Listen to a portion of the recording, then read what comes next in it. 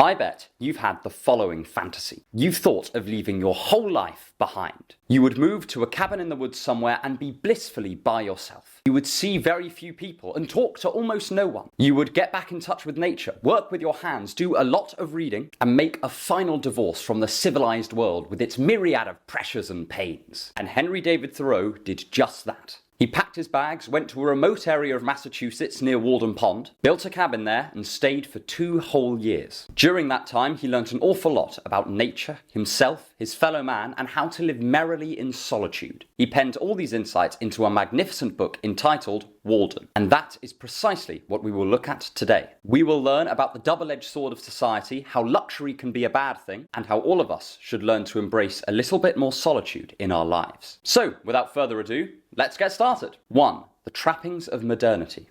The ancient Greek philosopher Epicurus used to draw a distinction between natural needs and groundless needs. Natural needs are everything we need for survival and to secure a baseline level of happiness. Things like food and shelter all come under this heading. It is basically impossible to be happy and starving unless you are a committed monastic. However, there are a great many things humans want and torture themselves to get that are not our natural needs. We strive after wealth or power or the high of romantic infatuation. For Thoreau, living in the wilderness for so long made him acutely aware of just how little he needed to be happy. He reflects on how possessions end up owning us just as much as we own them. Thoreau noticed that the people around him would buy up large estates and then inherit the vast task of maintaining that estate for the rest of their lives. They would constantly buy more and add to their workload for no extra joy, simply in the pursuit of more. Thoreau himself had been tied up in this rat race, having previously attempted to make it in the city as a journalist. But safely tucked away in his cabin, Thoreau realized just how pointless this struggle was. For those 2 years, whereas the people around him became slaves to their luxuries, Thoreau decided to do the exact opposite. He deliberately fills his cabin with only the sparsest of furnishings. He eschews anything fine or fancy and instead subscribes to what he calls a Spartan lifestyle. In this way, he attempts to rid himself of a very human delusion. When we're accustomed to luxury, we can often fool ourselves into thinking that our happiness depends on this luxury. I had this a few years ago when I went from having virtually no pain in my life to being in pain most of the day on most days. This illness was a big shift, and for the first few months I was convinced that I would never be happy again. But slowly, bit by bit, I began to acclimatize. And now I find I can be happy, despite the pain. Thoreau, like Epicurus before him, wants to remind us of just how little we need. With shelter, some food, and some warm clothes, Thoreau manages to find more peace and contentment than he ever found amongst luxury. The Roman Stoic philosopher Seneca used to recommend that we take the opportunity once in a while to live on next to nothing. We should sleep on the bare floor, eat only simple foods, and stay away from those we hold dear. This is so we can return to our lives and our loved ones deeply grateful for everything that they add to our existence. And also so we can remind ourselves that no matter how much we may love these things, we do not need them to be happy and content. At least, that was Seneca's theory. And just as living simply accustomed Thoreau to a life without luxury, it also allowed him to appreciate luxuries when they did come. And that is just what we shall move on to next.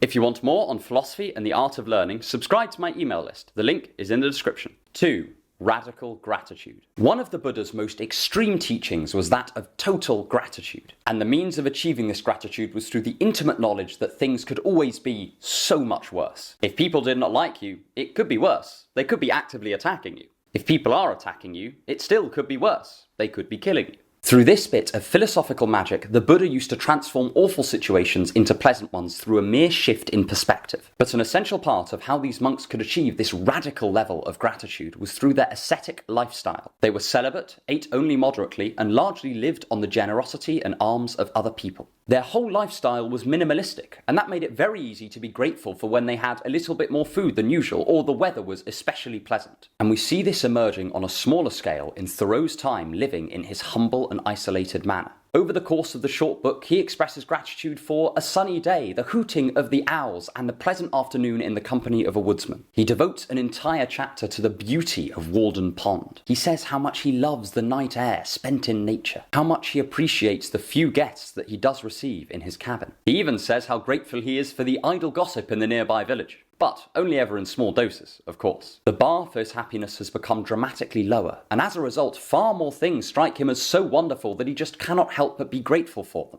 And it's no wonder that it took such extreme measures for him to reintroduce gratitude into his life. Both Nietzsche and Schopenhauer agree that gratitude is a very difficult emotion for humans to feel. This is because we're just not naturally inclined to think that everything is okay, that we can just be content with how things are. If that were the case, human achievement would probably not have got nearly as far as it has done. A man running out of fear will push himself that much harder than someone running for fun. Without our natural striving instinct, the species probably wouldn't have survived. But with all the benefits of civilization, this innate tendency to strive for more can venture beyond food, shelter, and companionship, and into acquiring wealth, status, and public acclaim. But according to a great many philosophers, including the Stoics, if we ignore gratitude in our lives, we are setting ourselves up for a miserable existence. If we stop treating all of the lovely things we have in life as bonuses, and instead we see them as requirements, then we become attached. And once we are attached, we fool ourselves into thinking that we need these things. We fight so hard to keep them, even when they're just making us more miserable.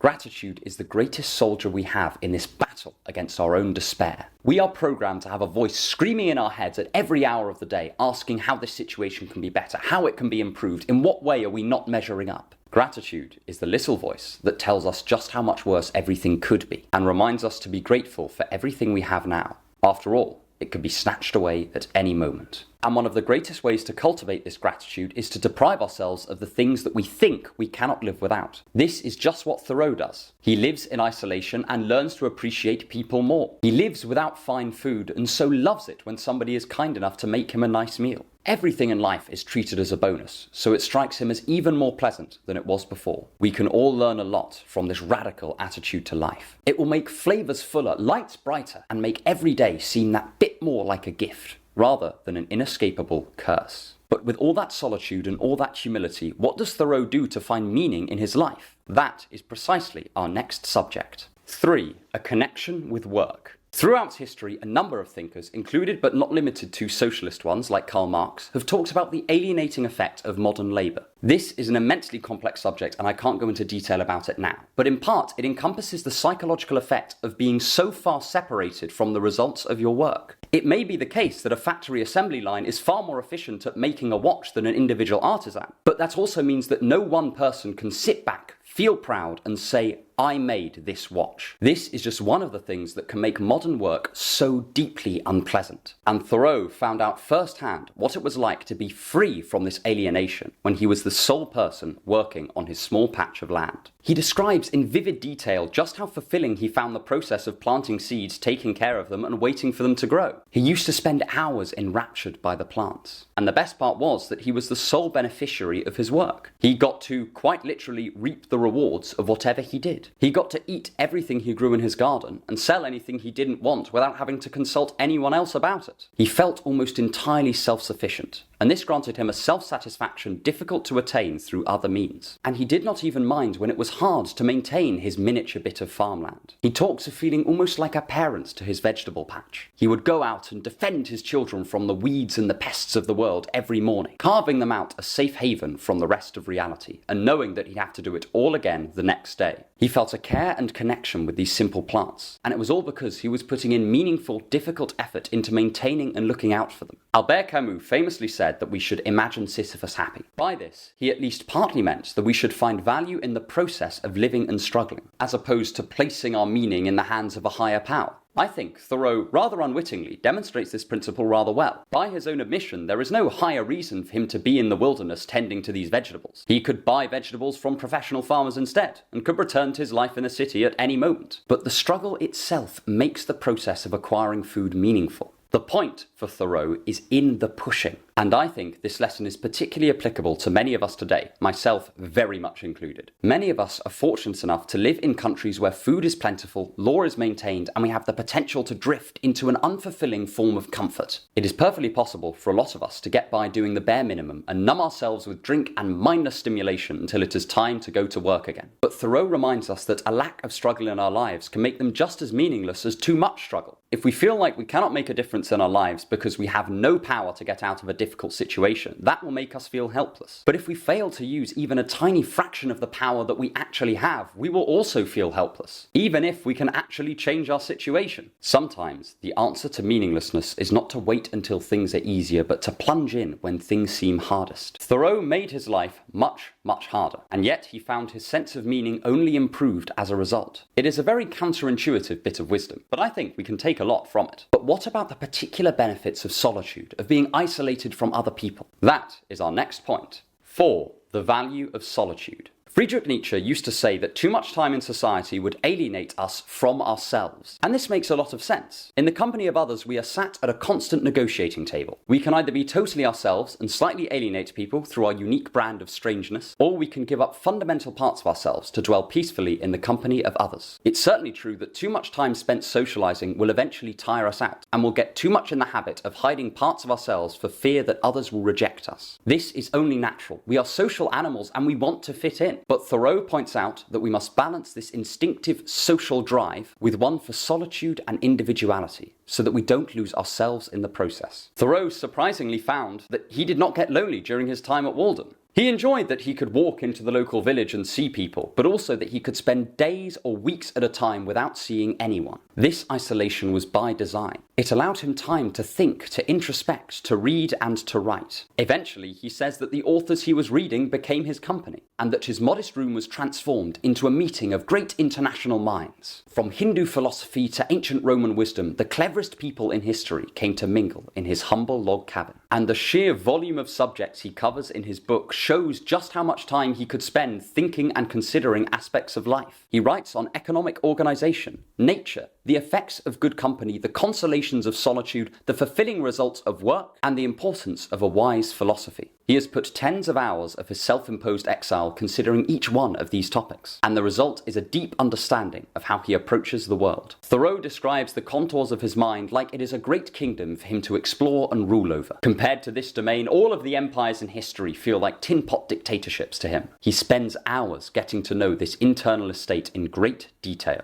and he recommends that we spend some time doing the same. This is no easy task, because introspection is frankly terrifying. We might find out that what we thought would make us happy in fact does nothing. We might discover that our partner of many years is not the right person for us. We might find that we have to reorganize our entire life around these new internal findings. Nonetheless, Thoreau says we must persist in our investigations. After all, if we are miserable but don't know it, that won't stop it from affecting our lives, but it will stop us from doing anything about it. It will doom us to a life of unconscious despair, where we wander around the world, deeply unsatisfied, with no idea why this is. All of the great thinkers and geniuses in history will be useless to us if we don't know the inner workings of our own mind. We will be like an excited dog, chasing philosophies, hoping for a quick fix to our problems, while at the same time being ignorant of the source of the issue. And so we will be unable to identify which approach will actually deliver us from the pit of suffering. But there is one final question. What are the main lessons we can take from this? And it turns out there is a great consolation for us all. 5. What next? It is very common for philosophers to teach the values of solitude and advise us to choose humble living, but few actually follow through. The Roman Stoic Seneca taught of a simple life free from luxury, but he himself lived in a vast house, had ample power and significant wealth as he was a close advisor to the imperial court. So it is gratifying for us all to read someone like Thoreau, who practiced what he preached and spent 2 years in the wilderness so he can tell us what it's actually like to undertake such a challenge. The first lesson I see is a brilliantly uplifting one. Humans actually need very little to be happy. Thoreau is comfortable and content by himself, with a few books, some meaningful work, and a simple log cabin to keep him safe from the cold. So many of our other needs are brought on by comparisons with others, or by trying to live up to some false expectation of what we need to be doing. Thoreau gives us a model of how we could be content if we let go of these luxurious desires and lived as simply and as minimalistically as possible. We might not always have the power to gain more, but we often have the power to want less. And Thoreau is an excellent example of this lesson in practice. Secondly, he demonstrates how our instincts for comfort can work against us. The convenient and comfortable life is a lot easier than one full of struggle and strife and suffering and striving. But that does not mean that it's more meaningful. It is just that we will deal with the problem of meaninglessness rather than the problem of suffering. We can take some comfort in this, though. It shows how problems in life are not optional. It is just a matter of picking our poison. Thoreau's life in the wilderness was difficult and peaceful, whereas a life in the city might have been more comfortable, but much more chaotic. Both situations have their pros, but more importantly, they both have their cons. Schopenhauer would truly be proud. And lastly, Thoreau's book gives us a much-needed piece of consolation when we are feeling lonely or unloved. When we are isolated, it can quickly feel like we are in a unique form of hell, that it is pointless attempting to be content in this situation. But Thoreau's book is a wonderful exposition of all the benefits of being alone. For him, the difference between painful isolation and pleasant solitude is just a matter of perspective. If Thoreau can be happy with only the sparsest interactions with people, not seeking their approval and living life how he sees fit, perhaps we can do this as well. Thoreau's book serves as a great balm for one of our deepest and most painful fears, the fear of abandonment. As always, I encourage you to pick up Thoreau's book for yourself, as there's lots in it that I've been unable to discuss here. And if you want a detailed philosophical look at the dangers of society, then check out this video on Franz Kafka's The Trial. And stick around for more on thinking to improve your life.